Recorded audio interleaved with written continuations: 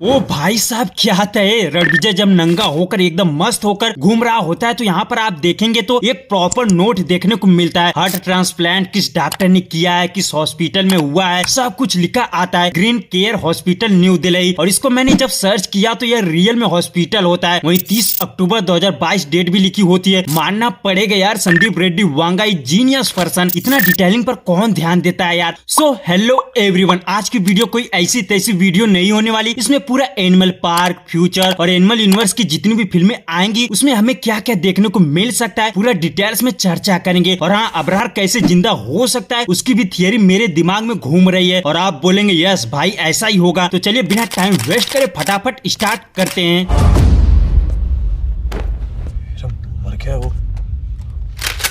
सबसे पहले तो अबरार की फैमिली के बारे में जान लेते हैं। देखिए, अबरार का जो बाप था उसने 3 शादियां की थी। बताया जाता है कि उसके 4 बच्चे थे, अबरार, असरार, आबिद, अजीज, जिसमें से सबसे बड़ा अबरार हक होता है यानी लॉर्ड बॉबी, जो पूरी कमान संभालता है। और वह बलबीर चाचा से बदला लेने के लिए अपने भाई असरार को भेजता है। और दूसरा भाई अजीज जो इस्तांबुल में रहता है, जो एक प्रोफेशनल बुचर है। वहीं अबरार हक और आबिद इस्तांबुल में रहते हैं। अब इन 4 भाइयों में से तो अबरार और असरार को तो रणविजय मार दिया है। आबिद और अजीज 2 भाई बचे। सवाल यह है कि रणविजय अजीज को क्यों छोड़ दिया, उसे क्यों नहीं मारता। जबकि जोया पहले ही बता देती कि अबरार के एक छोटा भाई है जो इस्तांबुल में रहता है, वह बुचर है, उसे नकली विजय बना रहे हैं। हालांकि यह सब जानते हुए भी अजीज को नहीं मारता। अब यहाँ से एनिमल पार्क की थियरी का प्रेडिक्शन करे तो